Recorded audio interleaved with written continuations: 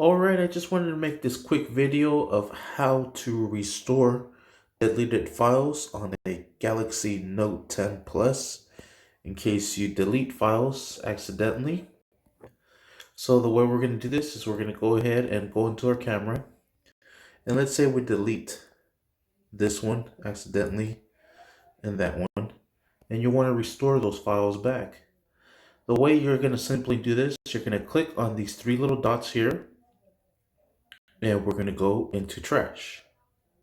Go ahead and click on trash. And here you can see all the three files that we deleted. You click on each one, click on this little restore button here, this one here, and this one here, and you restore all your pictures that are in the trash. Now they're back into your camera. Sweet. Just wanted to make a quick video. This is my first video that I make with my Galaxy Note 10 Plus, and it's recording my screen.